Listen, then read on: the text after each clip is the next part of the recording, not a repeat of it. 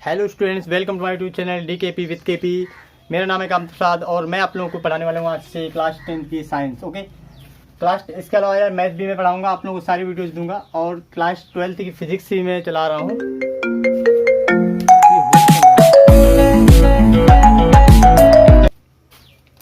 तो यार ये मेरा चैनल है यार, आप लोग इसको सब्सक्राइब कर लेना अगर आपका मन हो। अगर आपको वीडियोस देखनी हो, आप 10th क्लास में पढ़ते हो या 12th क्लास में पढ़ते हो, तो आप लोगों को फिजिक्स के वीडियोस देखने को मिलेंगे। ठीक है, तो यार क्लास 10th की अगर साइंस की बात की जाए तो क्लास 10th की साइंस अपनी 3 कैटेगरी में होती है ना। एक तो फिजिक्स होती है यार, इसमें फिजिक्स पढ़ना है हमें, और केमिस्ट्री भी पढ़ना है अपन को,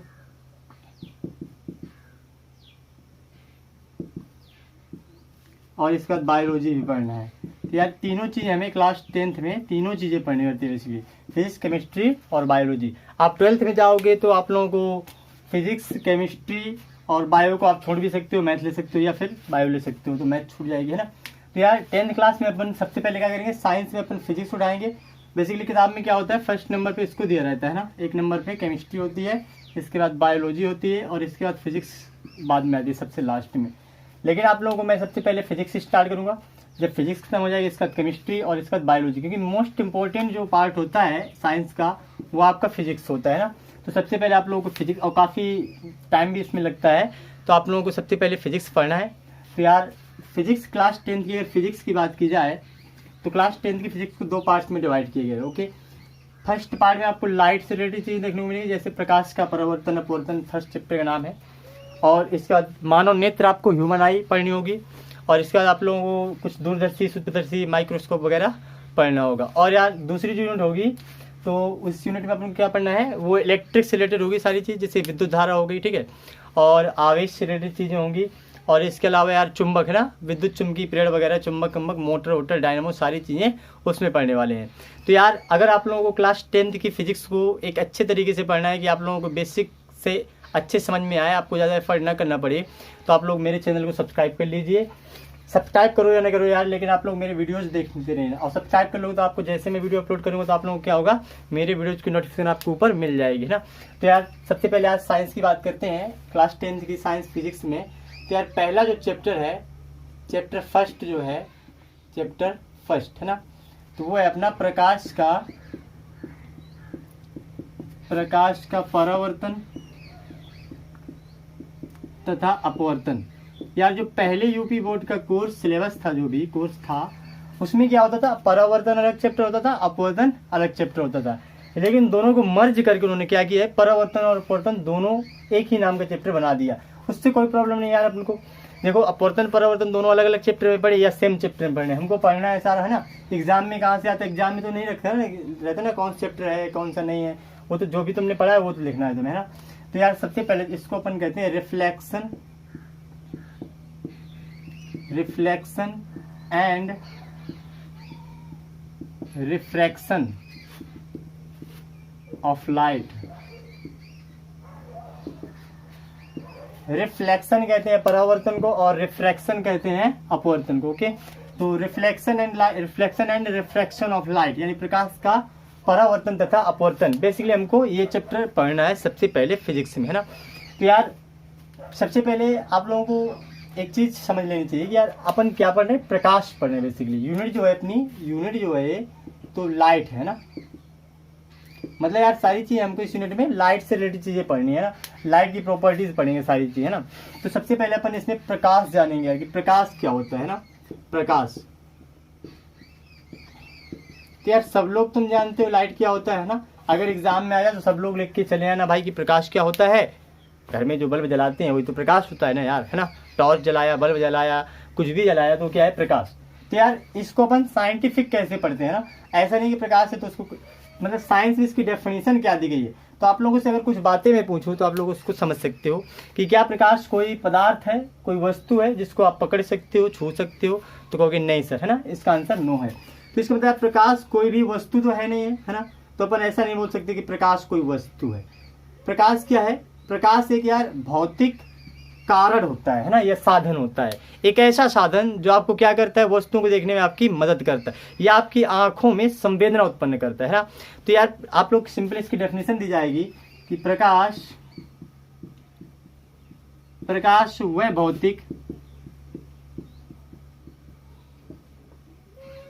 वह भौतिक साधन अथवा कारण है जो हमारी आँखों में संवेदना उत्पन्न करता है।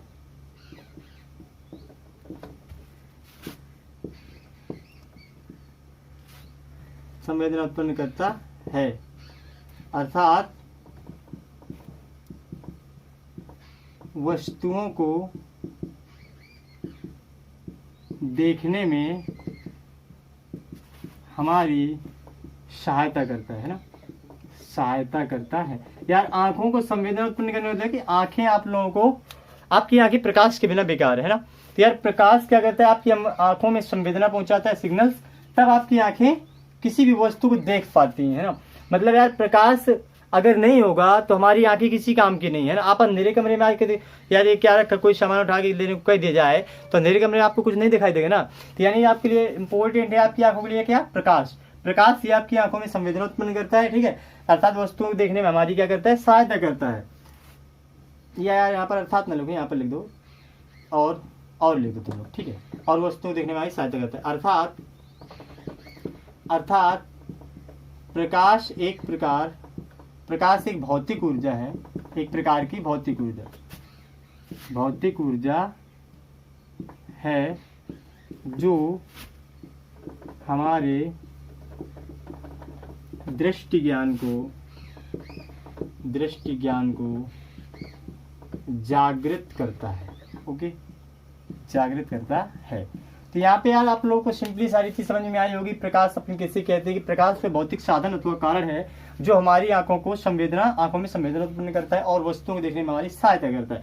अर्थात प्रकाश एक प्रकार की भौतिक ऊर्जा है जो हमारे दृष्टि ज्ञान को जागृत करता है। तो यार प्रकाश क्या हो गया, एक एनर्जी हो गई है ना, एनर्जी का एक रूप है जो क्या करता है, हमारे दृष्टि ज्ञान को जागृत करता है। तो लाइट, सबसे पहले अपन लाइट के बारे में यार जान लिया कि लाइट किसे कहते हैं। अब यार कुछ अपन को और चीजें पढ़नी है कि प्रकाश की किरण क्या होती है और प्रकाश की गुण क्या होते हैं ना। प्रकाश के गुण यानी प्रॉपर्टीज ऑफ लाइट एंड प्रकाश की किरण, है ना, रे ऑफ लाइट। तो यार ये सारी चीजें अपन को यूपी बोर्ड की पुराने सिलेबस में पढ़ने को मिलती थी। जैसे प्रकाश के गुण हो गए तो पुराने सिलेबस में थे, और प्रकाश की पुंज हो गई, किरण पुंज, 3 प्रकार की, वो भी पुराने सिलेबस में थे। लेकिन बेसिकली आप लोग क्या करना है, अपने ज्ञान के लिए उस चीज़ को पढ़ लेना है ना। नोट्स में भले आप लोग ना लिखना, अगर आप लोग उनकी नोट्स भी अब मतलब जो आपको ये तो आपको पढ़ना है, ओके, क्योंकि ये बेसिक है। इसके बाद आप लोगों को जो चीज़ें पढ़ाई जाएंगी तो आप चाहे भले उनकी नोट्स ना बनाना, 2 हेडिंग, लेकिन आप लोग उनको पढ़ लेना। मैं तो कहूँगा यार कि आप लोग नोट्स भी बना लेना, उनको कम्प्लीटली पढ़ भी लेना। भले ही आपके एग्जाम में वो चीज़ नहीं आनी है लेकिन आपको बहुत ही काम देगी वो चीज़, ठीक है। तो यार अब अपन पढ़ने वाले हैं प्रकाश के गुण, जिनको मैं बेसिकली आप लोगों को जल्दी समझा दूंगा, आप सब समझ जाओगे कि प्रकाश के गुण क्या होते हैं। ओके, प्रकाश के गुण। तो यार यहाँ पर बहुत सारे पॉइंट्स आप लोग बना सकते हो प्रकाश के गुण में, जैसे कि प्रकाश एक सीधी रेखा में चलता है। प्रकाश सीधी रेखा में चलता है, यानी ऋजु रेखीय मार्ग में चलता है, ठीक है, सीधी रेखा में गमन करता है। और सेकेंड पॉइंट है यार कि वायु या निर्वात में प्रकाश की चाल 3 × 10⁸ मीटर पर सेकेंड होती है। ये यार आप लोगों को इम्पोर्टेंट पॉइंट्स है काफ़ी। ये आप लोगों से बेसिकली 1 नंबर क्वेश्चन में पूछ लेता है कि प्रकाश की चाल कितनी होती है ना। तो आप लोगों को ये चीज़ बहुत इंपॉर्टेंट है भाई, वायु या निर्वात में प्रकाश की चाल होती है कितनी होती है, 3 × 10⁸ मीटर पर सेकेंड, है ना, मीटर पर सेकेंड। ये आप लोग क्या चाल का मात्रक होता है ना, चाल या वेग का मात्रक मीटर पर सेकेंड होता है।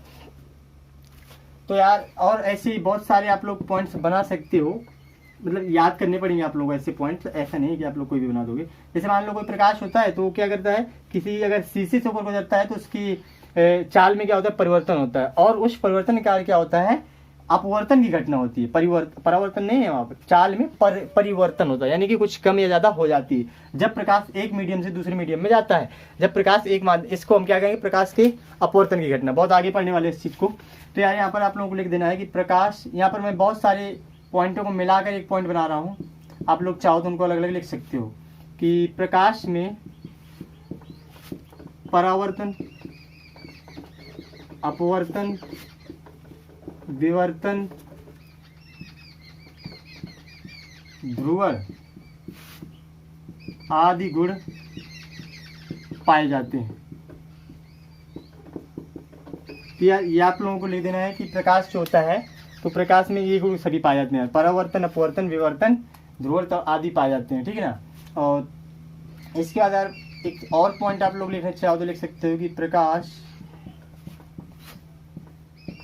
विद्युत चुंबकीय तरंगों के रूप में चलता है ना। प्रकाश क्या कहता है, विद्युत चुंबकीय तरंगों के रूप में चलता है। ये इंपॉर्टेंट, प्रकाश की सीधी रेखा में गमन करता है। वायु निर्वात में प्रकाश की चाल इतनी होती है और प्रकाश में परिवर्तन, अपवर्तन, विवर्तन, ध्रुवण आदि जैसी घटनाएं पाई जाती हैं। ओके, गुण पाए जाते हैं। तो ये यार प्रकाश के कुछ गुण थे, और भी आप लोग लिख सकते हो, बहुत सारे होते, लेकिन बेसिकली आपसे 4 गुण पूछेगा यार, आप लोग कोई भी 4 उठा के लिख देना, इसी के 2-3 पार्ट बना सकते हो आप लोग। तो यार बेसिकली प्रकाश के गुण थे, है ना। अब इसके बाद आती है प्रकाश की किरण या प्रकाश किरण पुंज। ये आप लोगों को सब ओल्ड सिलेबस के हिसाब से पढ़ाया जा रहा है, जो कि यूपी बोर्ड में पहले था। तो आप लोग चाहो तो इसको नोट्स में ना लिखो, लेकिन आप लोग लिख लेना अपने काम के लिए, है ना, काफी काम देगा यार। तो यार अब अपन पढ़ने वाले हैं प्रकाश की किरण या प्रकाश किरण पुंज कहते हैं उसी में ना, प्रकाश किरण पुंज। तो बेसिकली आप लोगों को प्रकाश की किरण में क्या लिखना है यार कि प्रकाश की किरण कहते किसको अपन, है ना। तो प्रकाश, जब मान लो प्रकाश यहाँ से अपन लाइट लगा रहे हैं यार, है ना, और यहाँ पर यार कोई डब्बा रखा है कुछ भी, तो लाइट उसमें जाके लग रही है, तो क्या होगा कि यहाँ से लेकर यहाँ तक जब प्रकाश ट्रेवल करेगा यानी चलकर जाएगा, तो वो एक सीधी रेखा में जाएगा, है ना, एक रिजु रखिए मार्ग पर। तो अपन उस सीधी रेखा को क्या कहेंगे, अपन प्रकाश की किरण कहेंगे। ये अपन को याद रखना है। यहाँ पे लिख देना है कि जब प्रकाश किसी एक बिंदु से चलकर किसी दूसरे बिंदु तक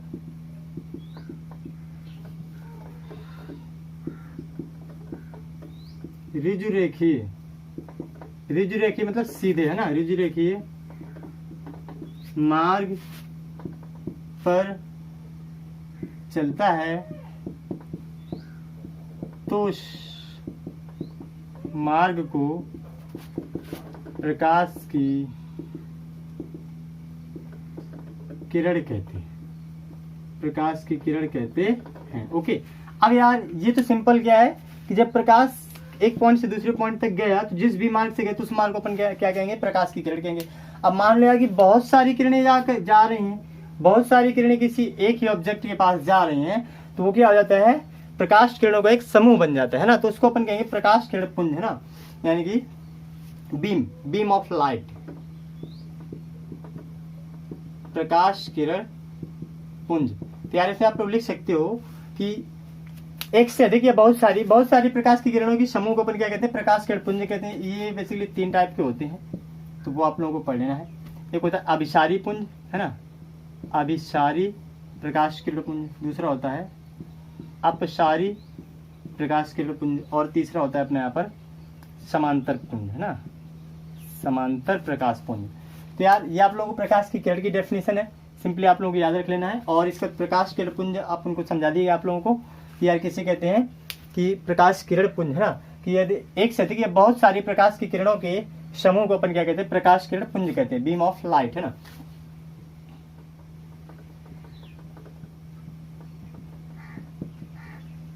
बीम ऑफ लाइट यानी प्रकाश किरण पुंज, है ना। इसके बाद अभिसारी आता है, अपसारी आता है और समांतर आता है। तो आप लोग इसको स्क्रीनशॉट लेके नोट कर सकते हो। आप लोग ये तीनों चीजें यहाँ पर चित्र बना के समझाई जाएंगी किसे कहते हैं, क्योंकि बेसिकली फिजिक्स में यार देखो 10th क्लास की हो या किसी भी क्लास की हो, फिजिक्स जो होती है, तो फिजिक्स में आप लोगों को सारी चीजें फिगर से ही समझनी पड़ती है ना। बिना डायग्राम के चीजें कुछ कम समझ में आएंगी, क्योंकि 90% मैं कहता हूँ 90% फिजिक्स डायग्राम से सीखनी चाहिए। डायग्राम से हर जगह आप लोगों को फिजिक्स में डायग्राम कहीं ना कहीं मिल ही जाता है यार, है ना।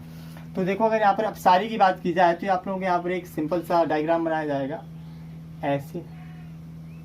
मान लो कोई ऑब्जेक्ट है, यहाँ पर कोई प्रकाश की किरण आ रही है, ऐसे ऐसे बहुत सारी प्रकाश की किरण, ये सारी प्रकाश की किरणें इस ऑब्जेक्ट के पास आ रही हैं। सपोज ये आ रही हैं, ये एरो बताते हैं यार कि किरणें बाहर से ट्रेवल करके कहाँ पर, इस ऑब्जेक्ट पर आ रही हैं, सारी एक ही बिंदु पर क्या हो रही है, इकट्ठा हो रही है। तो जब ऐसा होता है तो उसको अपन क्या कहते हैं, अभिसारी प्रकाशपुंज कहते हैं। यानी सिंपल से कहते हैं यार कि जब एक से अधिक किरणें किसी एक बिंदु पर आपतित होती हैं तो उसको अपन क्या कहते हैं, अभिसारी प्रकाश किरण पुंज कहते हैं। इसकी जस्ट अपोजिट कर देना यार, मान लो कोई पॉइंट था, अब यहाँ से किरणें ऐसे जाएंगी। जब किसी एक ही बिंदु से बहुत सारी किरणें आती हुई प्रतीत होती है ना, तो उसको अपन क्या कहते हैं, अपसारी प्रकाश किरण पुंज कहते हैं। जब किसी एक ही बिंदु से प्रकाश की किरणें बहुत सारी है ना, एक से अधिक कह दिया करो, जब किसी एक ही बिंदु से एक से अधिक प्रकाश की किरणें आती हुई प्रतीत होती हैं या आती हैं तो उसको अपन क्या कहते हैं, अपसारी प्रकाश पुंज कहते हैं। इसके अलावा समांतर में कुछ नहीं, बेसिकली क्या होता है कि जब प्रकाश की किरणें परस्पर समांतर होती हैं, यानी एक दूसरे से कभी नहीं मिलती हैं, है ना। समांतर कहते हैं ट्रेन की पटरियों की तरह, है ना। जैसे ट्रेन की पटरियां कहीं भी यार चली जाती है, हमेशा पैरेलल रहती हैं, यानी कभी भी एक दूसरे से टच नहीं होती है ना। तो यार समांतर चीज किसको कहते हैं, समांतर आप लोग बेसिकली सब लोग जानते हो, 9th क्लास में पढ़ के आए होंगे। तो समांतर किसे कहते हैं, जिनके बीच डिस्टेंस हमेशा क्या है, बराबर। तो डिस्टेंस बराबर रहेगी तो पास में कभी आना नहीं, उनको दूर कभी जाना नहीं, तो वो कभी एक दूसरे से आगे पीछे कहीं भी नहीं मिल सकती है ना। तो इसको अपन कहेंगे समांतर प्रकाश पुंज। तो क्या लिख देना है यार, अपन को लिख देना है कि जब प्रकाश की किरणें आपस में कभी ना मिले, है ना, जब प्रकाश की किरणें आपस में कभी ना मिले, अर्थात परस्पर समांतर हो, तो उसको अपन क्या कहते हैं, समांतर प्रकाश पुंज कहते हैं। तो ये यार इतनी सारी चीजें आप लोगों को यहाँ पर समझ लेना है। इसके बाद यार अपन चलते हैं कुछ ऑब्जेक्ट्स के बारे में जानते हैं ना, वस्तुओं के बारे में कि वस्तुएं क्या होती हैं। तो यार आपको प्रकाश के आधार पर अगर वस्तुओं की बात की जाए तो वस्तुओं को दो कैटेगरी में यहाँ पर चेंज किया गया है, वो डिवाइड किया गया है। एक तो होती है दीप्त वस्तुएं,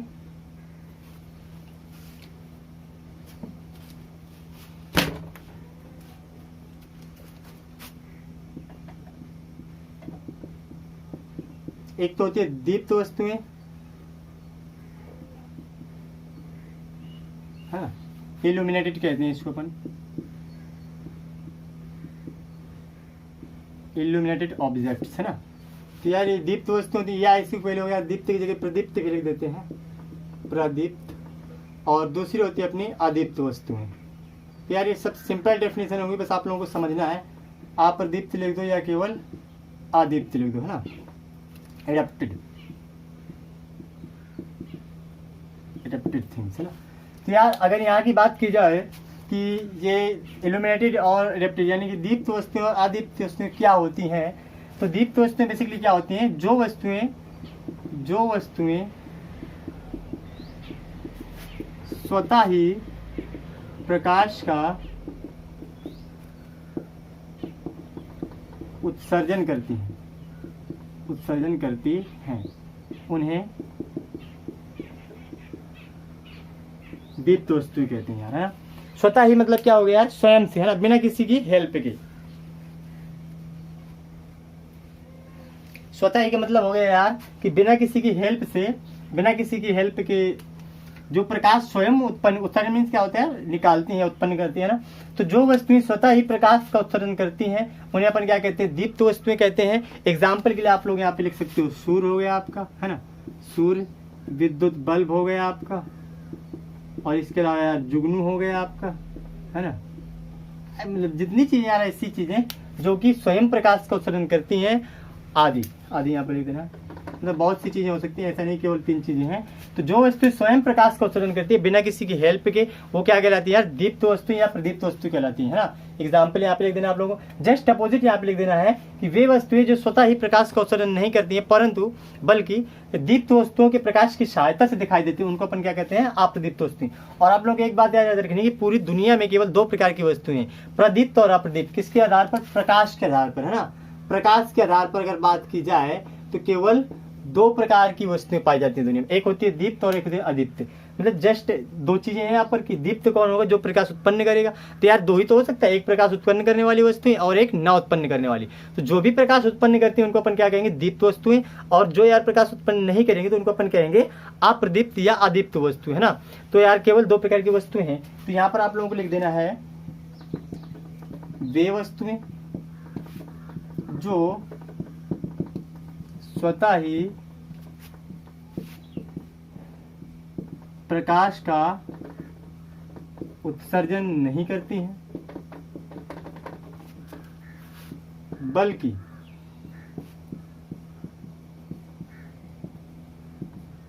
दीप्त वस्तुओं के प्रकाश की सहायता से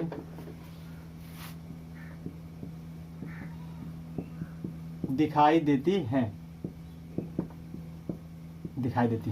क्या है यार कि वे वस्तुएं जो स्वतः ही प्रकाश को उत्सर्जन नहीं करती हैं, बल्कि दीप्त वस्तुओं के प्रकाश की सहायता से दिखाई देती हैं, उनको अपन क्या कहते हैं? उनको अपन कहते हैं अदीप्त वस्तुएं, है ना। उन्हें अदीप्त वस्तुएं कहते हैं। यार जो भी मेरा वीडियो ये देख रहा है, तो एक बात आप लोगों को याद रखनी है यार कि अगर आप लोगों को सारी चीज़ें एकदम कंसेप्ट से सीखनी है और हमेशा के लिए जो कभी आप लोग ना भूलो, तो आपको दो चीज़ें यहाँ पर याद रखनी होंगी। फर्स्ट क्या है? सबसे पहली बात तो आप लोग जब ये मेरा लेक्चर या वीडियो आप लोग जब देख रहे होगे, तो आपके पास एक नोटबुक होनी चाहिए या नोट्स होनी चाहिए और आपके पास एक पेन होना चाहिए, है ना। और इन सारी चीज़ों को जैसे ही आपको ये मान लो यहाँ तक मैंने पढ़ा दिया, इसके बाद आपको वीडियो पॉज करना है, सारी चीज़ें नोट करनी है, इसके बाद वीडियो को आगे देखना है ना। अगर आप इस शेड्यूल में आप लोग पढ़ोगे तो ये मेरी गारंटी है यार कि सारी चीज़ें आप लोगों को दोबारा पढ़ने की जरूरत नहीं पड़ेगी, है ना। यानी लिखने की और पढ़ने की बार बार जरूरत नहीं पड़ेगी। आप केवल लिखते समय क्या करना है, पहले आप लोग यहाँ से यहाँ तक लेक्चर को देखिए, समझिए अच्छी सारी चीज़ें आपको समझ में आ रही। अगर आपको कोई डाउट हो तो आप लोग कमेंट कर सकते हो, मैं उसको दूर करने की पूरी कोशिश करूँगा। तो यार आप लोगों को बता दिया मैंने कि सबसे पहली चीज़ आपको याद रखनी है कि यहाँ से यहाँ तक आप जब देख रहे हो तो आप उसको नोट कर लो। नोट करने के बाद क्या करना है कि जब दोबारा आप लोग देखोगे तो आपको पहले अपनी नोट्स को पढ़ लेना है एक बार, ठीक है। और इसके बाद आगे बढ़ना है, नोट्स को पढ़ लेना है, मिला लेना, भाई कुछ गलती तो नहीं हम कर रहे हैं ना, कुछ चीज़ छूट तो नहीं रही है। तो इसके बाद आप लोग क्या करना है, आगे चलना है। क्योंकि यार अगर तुरंत आप लोग नोट्स बनाओगे तो कुछ चीज़ें मैं ऐसा है कि नहीं लिखता हूँ, है ना। कुछ चीज़ें मैं लिखता नहीं हूँ, क्या करता हूँ समझा देता हूँ, बता देता हूँ और उसको जनरली छोड़ देता हूँ, ऐसे याद नहीं रहती है या फिर मैं लिखता ही नहीं हूँ। तो आप लोगों को उनको भी कवर करना है कि अगर आप लोग देखते जाओ कि कोई चीज़ मैंने बताई और नहीं लिखी तो आपको उसको भी नोट कर लेना है कहीं पर, है। इसके बाद क्या करना है कि यार आपको एक भी दिन छोड़ना नहीं है ना। जितने वीडियोज़ हैं सारे शेड्यूल से देखने हैं। जैसे ये पहला वीडियो मान लो, है ना, ये पहला वीडियो है मेरा। इसके बाद दूसरा आएगा, तीसरा आएगा। तो आपको डेली अब वीडियो मैं देने की पूरी कोशिश करूंगा, या हफ्ते में 1-2 छुट्टी भी लग सकती हैं। तो मतलब हफ्ते में आप लोगों को 5 वीडियोस ज़रूर मिलेंगे, है ना। यानी कि महीने के 20 वीडियोस आपको मिलेंगे। और यार 20 वीडियोस में तो पूरी फिजिक्स कवर हो जाएगी, एक महीने में पूरी फिजिक्स हो जाएगी। और 20 वीडियोज़ में ही केमिस्ट्री 20, अगर मैं पूरी, हालांकि इनको मैं लेंथी नहीं करूँगा, ज़्यादा छोटी वीडियोज़ रखूँगा, तो हो सकता है कि 20 वीडियोज़ में कवर ना हो पाए। लेकिन अगर मैं वीडियोस को थोड़ा लेंथी बनाऊंगा तो ये 20 दिन में कवर हो सकता है। लेकिन हमें क्या करना है यार कि कोशिश करनी है पूरी कि कितने कम से कम समय में ख़त्म करूँगा कोर्स को आप लोगों की। तो आपको क्या करना है, ये सारी चीज़ें नोट कर लेनी है। इसके बाद मैं आगे चलता हूँ। तो यार क्या उन्हें अदीप्त वस्तुएं कहते हैं, मैं यहाँ पर था यार, ठीक है। अदीप्त वस्तुओं में, अदीप्त वस्तु की डेफिनेशन आपको समझ में आया, जस्ट अपोजिट है उसकी, वे वस्तु जो स्वतः प्रकाश को उत्सर्जन नहीं करती बल्कि दीप्त वस्तु की सहायता से दिखाई देती है ना, उन्हें क्या कहते हैं, अपदीप्त वस्तु कहते हैं। एग्जाम्पल के तौर पे आप लोग याद रख सकते हो यार, मिट्टी लिख सकते हो, मिट्टी, है ना, मिट्टी कोई प्रकाश नहीं उत्पन्न कर सकती। चंद्रमा लिख सकते हो यार, कई लोगों के दिमाग में होगा सर चंद्रमा प्रकाश देती है रात में, तो आप लोगों को बता दें यार कि अगर नहीं जानकारी है तो कि चंद्रमा के पास कोई प्रकाश नहीं होता है, और रात में सूरज चंद्रमा की तरफ चला जाता है ना, सूर्य जो होता है चंद्रमा की तरफ, तो वो प्रकाश सूर्य का जो होता है वो चंद्रमा पर टकराता है और वो हमको दिखाई देता है। तो हमको ऐसा लगता है कि चंद्रमा चमक रही है ना। तो यार मिट्टी हो गई, चंद्रमा हो गई, है ना, और इसके अलावा यार सभी धातुएं हो गई, है ना, सभी धातुएं, और कई चीजें यार ऐसी होती हैं आदि। यानी दीप्त के अलावा यार जो भी चीजें बची वो क्या है, अदीप्त है। यानी प्रकाश उत्पन्न करने वाली सभी वस्तुएं प्रदीप्त और ना करने वाली सभी क्या, अदीप्त, है ना। तो ये सब ना करने वाली यहाँ पर है तो अदीप्त हो गई, और ये सब करने वाली थी यहाँ पर क्या थी, प्रदीप्त थी, है ना। तो यार चलो आगे चलते हैं, अगली हेडिंग देखते हैं अपन क्या है। इसके बाद यार अपन को पढ़ना है माध्यम, प्रकाशिक माध्यम, ओके, ऑप्टिकल मीडियम।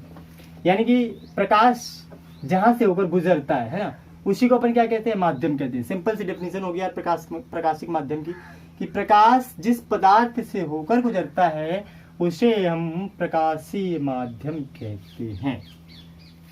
ओके, यहाँ पे हेडिंग है आप लोगों की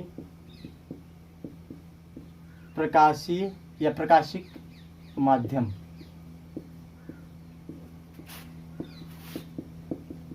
ऑप्टिकल मीडियम। सो स्टूडेंट्स, अगर प्रकाशीय माध्यम की बात की जाए, ऑप्टिकल मीडियम ये क्या होता है ना। तो जैसे आप लोग को बताया था पहले ने कि प्रकाश जिस पदार्थ से होकर गुजरता है उस पदार्थ को हम क्या कहते हैं, प्रकाशीय माध्यम कहते हैं, है ना। तो यहाँ पर इसके डेफिनेशन में हो जाएगा,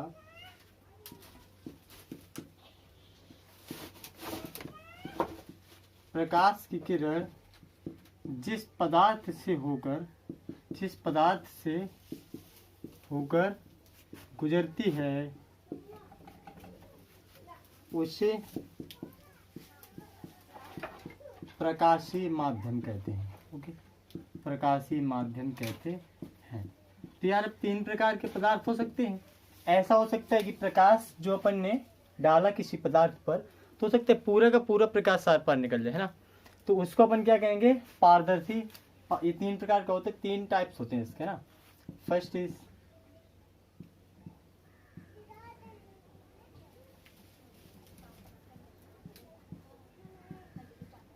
पारदर्शी यानी ट्रांसपेरेंट मीडियम हो गया। Second पारभासी,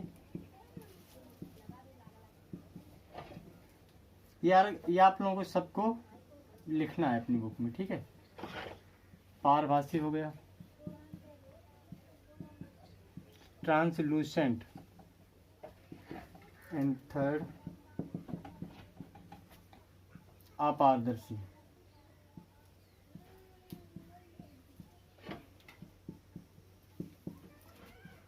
OPEC.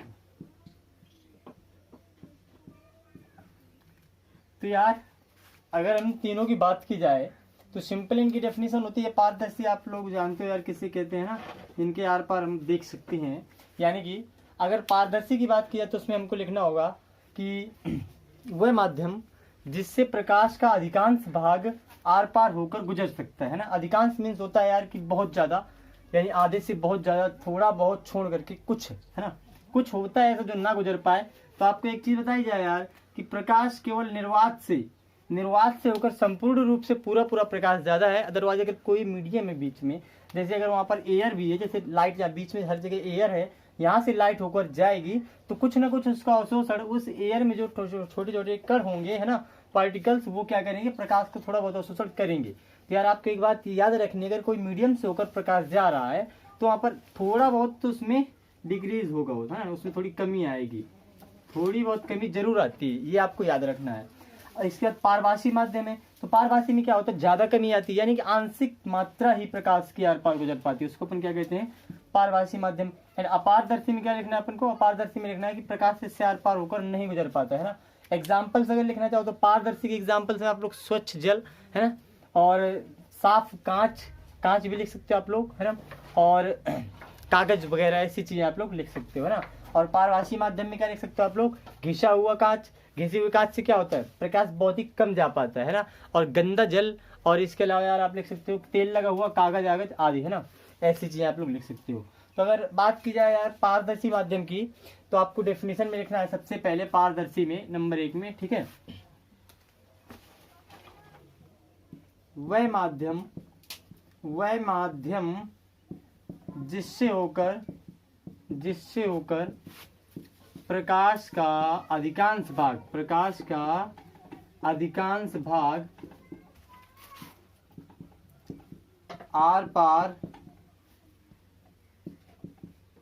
गुजर जाता है, उसे अपन क्या कहते हैं, पारदर्शी कहते हैं, पारदर्शी माध्यम कहते हैं। ओके, तो पारदर्शी माध्यम में आपको इतना ही लिखना है कि वह माध्यम जिससे होकर प्रकाश का अधिकांश भाग आर पार गुजर जाता है, ठीक है। अधिकांश भाग क्या होता है, आर पार गुजर जाता है, उससे क्या कहते हैं अपन, पारदर्शी माध्यम कहते हैं। एग्जाम्पल में आप लोगों को लिख देना है, एग्जाम्पल में देना है आपको स्वच्छ जल, हवा, है ना, वायु जो होती है अपनी वायु, है ना, वायु या हवा कुछ भी लिख सकते हैं आप लोग, तो वो भी क्या होती है, ट्रांसपेरेंट होती है।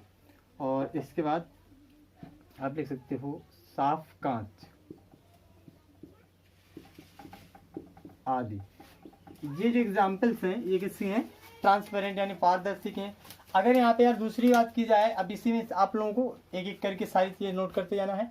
पारदर्शी में आपको क्या लिखना है, वह माध्यम जिससे होकर प्रकाश का अधिकांश भाग आर पार होकर गुजर जाता है। अधिकांश भाग क्या होता है, आर पार गुजर जाता है, उसे क्या कहते हैं, पारदर्शी माध्यम। अगर यहाँ पर यार बात की जाए पारभासी माध्यम की, पारभासी है ना, यानी ट्रांसलूसेंट की बात की जाए, ट्रांसलूसेंट है ना, तो उसमें अपन क्या लिखेंगे, वह माध्यम जिससे होकर प्रकाश का आंशिक भाग, यहाँ पर अधिकांश की जगह क्या करना है यार, क्योंकि आंशिक मीन्स होता है यार आधे से भी बहुत कम, है ना। आंशिक भाग, आंशिक भाग, आंशिक भाग ही आर पार गुजर पाता है ना, गुजर पाता है। पारदर्शी, पारदर्शी माध्यम कहते हैं, ठीक। गुजर पाता है उससे क्या कहते हैं, सॉरी, पारदर्शी से क्या आ जाएगा, पारभासी आ जाएगा, है ना।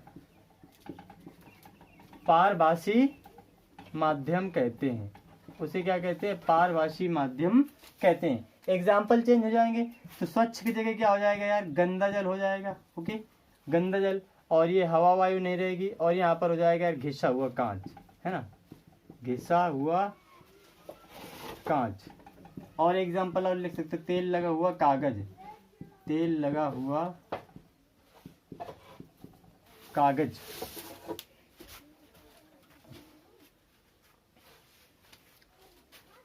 इसके बाद यार अगर ये अपन कहते हैं अपारदर्शी की बात, अपारदर्शी यहीं पे आ जाते हैं।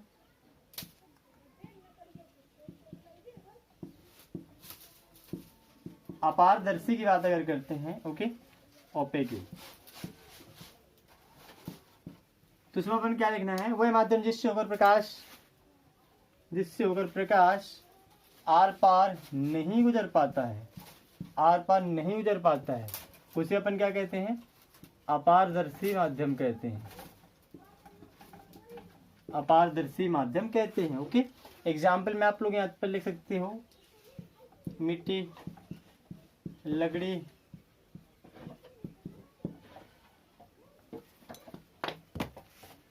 मिट्टी, लकड़ी, धातुएं,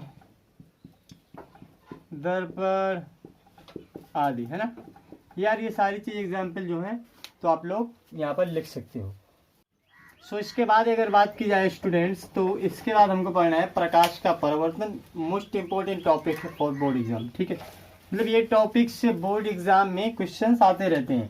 ऐसा जरूरी नहीं है कि प्रकाश का परावर्तन ही आएगा, कभी अपवर्तन भी आ जाता है, या इन दोनों से रिलेटेड कोई मान लो जैसे उनके नियम होते हैं, नियम भी आ सकते हैं, है ना, या कोई थ्योरी बना के रख सकते हैं यहाँ पर।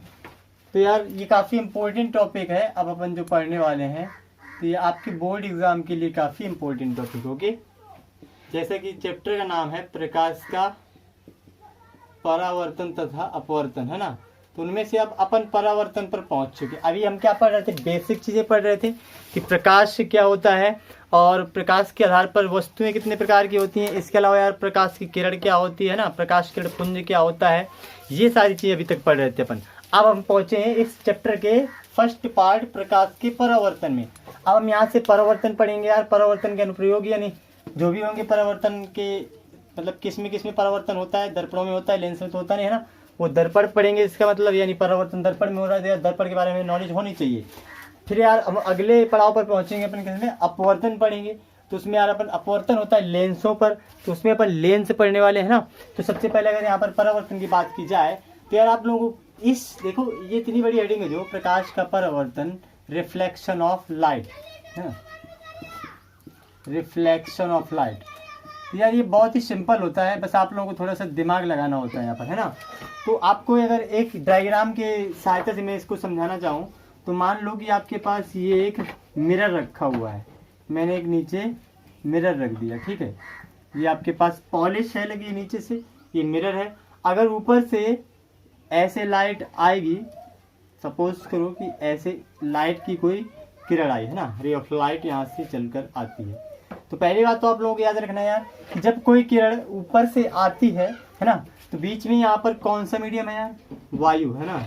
यहाँ हर जगह क्या है भाई, वायु है। और ये चीज़ क्या है तुम्हारे पास, ये दर्पण है सर, ठीक है। ये वायु है ऊपर और ये दर्पण है। इसका मतलब कि इसके ऊपर ये मीडियम अलग है और ये मीडियम क्या है, अलग है ना। और आने वाली जो किरण होती है तो उसको अपन क्या कहते हैं यार, आपतित किरण। ठीक है, क्या कहते हैं यार, आपतित किरण। ये आप लोग इनके नाम याद रखने। जो भी किरण ऊपर से आकर के दर्पण में टकरा रही है उसको अपन क्या कहेंगे, आपतित किरण। ठीक है, और इसके बाद जब ये वापस जाती है लौट करके, तब हम इस किरण को क्या कहते हैं, परावर्तित किरण। ओके, परावर्तित किरण। पहले ये सारी चीजें आपको दिमाग में सेट करनी है ना, ये सारी चीजें आपको अपने दिमाग में सेट करनी है। मतलब आंख बंद करके भी आप लोगों के डायग्राम रट जाना चाहिए कि भाई आपके पास एक मिरर रखा है यार, ठीक है, बहुत अच्छे समझ में आया। आपतित किरण, आपतित किरण मीन्स क्या है भाई, कोई प्रकाश की किरण आएगी उसी को हम कहेंगे आपतित किरण। ठीक है, ओके। इसके बाद दर्पण में जब टकराएगी तो सीधी बात है, अपन बचपन में क्या करते थे, शीशा लेके ऐसे ऐसे आंखों में लगाया करते थे ना। तो प्रकाश दर्पण में जब टकराता है शीशे में, कांच अलग चीज होती है, ठीक है, दर्पण अलग चीज होती है। दर्पण में हमेशा कांच में पॉलिश लगी रहती है तो उसको अपन कहते हैं दर्पण। तो यार बचपन में क्या करते थे, शीशे से अपन ऐसे प्रकाश आंखों में लगाते थे किसी दोस्त की या किसी घर के परिवार में, है ना।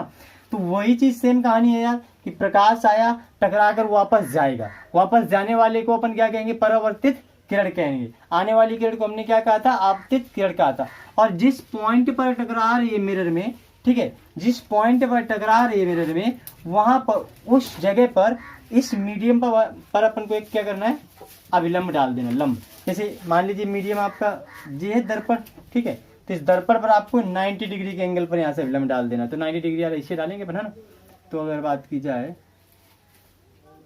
तो कुछ इस तरह से, है ना, ये आपके पास एक अभिलंब डाल दिया, अभिलंब। ओके, ये आपका अभिलंब है। अब यार यहां से अगर बात करें इस एंगल की, तो इसको अपन कहते हैं आई, और इसको हिंदी में कहते हैं आपतन कोण। ओके, आपतन कोण, आपतन कोण होता है यार। और अगर इस एंगल की बात करें तो इसको अपन कहते हैं आर, और इसको अपन कहते हैं परावर्तन कोण। क्या कहते हैं यार, परावर्तन कोण। तो ये यार आपको सिंपल सिंपल चीजें हैं, ये आपको बहुत जरूरी है ना, है कि परावर्तन की जो घटना होती है तो उसमें क्या होता है, आपतित किरण होती है, एक कोई दर्पण होता है आपके पास। ऐसा जरूरी नहीं है कि दर्पण होगा, लेकिन आपके पास एक ऐसा मीडियम होना चाहिए जिससे लाइट क्या हो, वापस लौट जाए, है ना। तो यार हमारे लिए सबसे अच्छा जो परावर्तक होता है वो क्या होता है, दर्पण होता है ना, कि दर्पण से एक भी प्रकाश आर पार नहीं गुजर पाता है, सारा का सारा प्रकाश क्या होता है, वापस लौट जाता है। तो इसका मतलब यार हमको दर्पण लेना ज्यादा बेटर रहेगा। तो अपन क्या करेंगे, अब इससे अपनी डेफिनेशन बनाएंगे और इसके अपन 2 नियम पढ़ेंगे। तो जिसको भी ये डायग्राम अगर क्लियर हो रहा है यार, तो बाकी सारी चीजें तो ऑटोमेटिक क्लियर हो जाएंगी। ये इसमें जो हिंदी लिखने वाले हैं इसकी डेफिनेशन परावर्तन की, और इसके जो 2 नियम लिखने वाले हैं, वो सारी चीजें इस डायग्राम से क्लियर होने वाली हैं। बस आपको इस डायग्राम को रट लेना, बिल्कुल दिमाग में सेट कर लेना है, ठीक है। कि आपके पास एक दर्पण होगा, एक आपतित किरण होगी, दर्पण से टकराएगी, वापस जाएगी, उसको अपन परावर्तित किरण कहेंगे। आपतित किरण और अभिलंब के बीच के एंगल जो होगा उसको अपन आपतन कोण आई कहेंगे, और परावर्तित किरण और अभिलंब के बीच के जो कोण होगा उसको अपन परावर्तन कोण आर कहेंगे, ठीक है। इतनी चीजें आपको सेट कर लेनी है दिमाग में। इसके बाद अगर इसकी डेफिनेशन की बात करें प्रकाश के परावर्तन की, तो यहां से अपन को लिख देना है प्रकाश के परावर्तन की डेफिनेशन की, जब प्रकाश की कोई किरण किसी एक माध्यम से चलकर किसी एक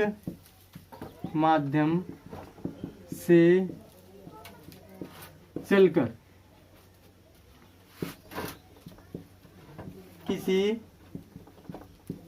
दूसरे माध्यम के तल से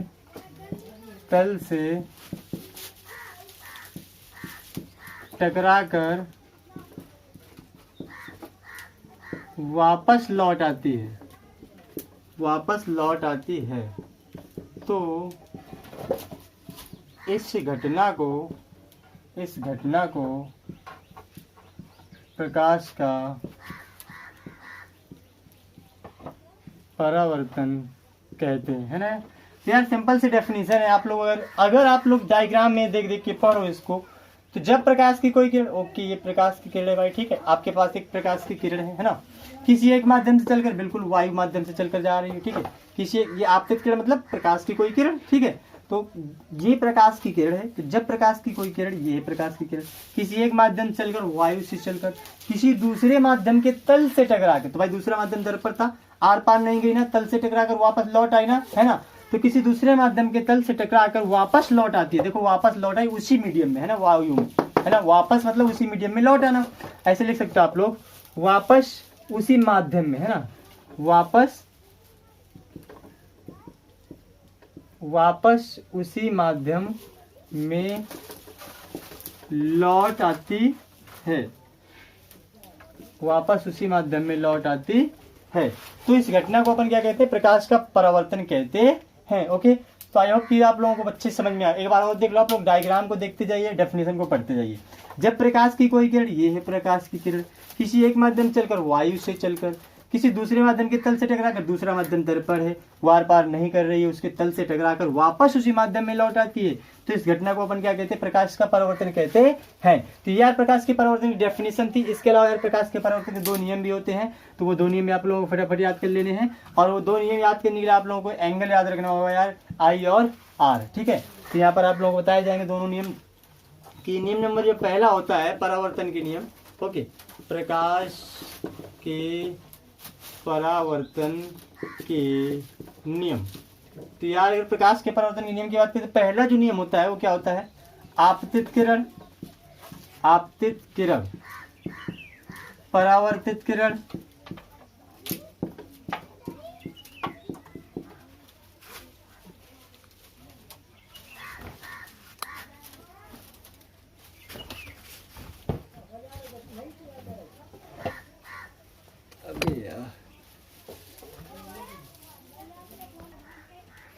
तो यार अगर यहाँ पर आप लोगों को नियम नंबर फर्स्ट को समझना है तो याद रखना होगा आपतित किरण, ओके, परावर्तित किरण तथा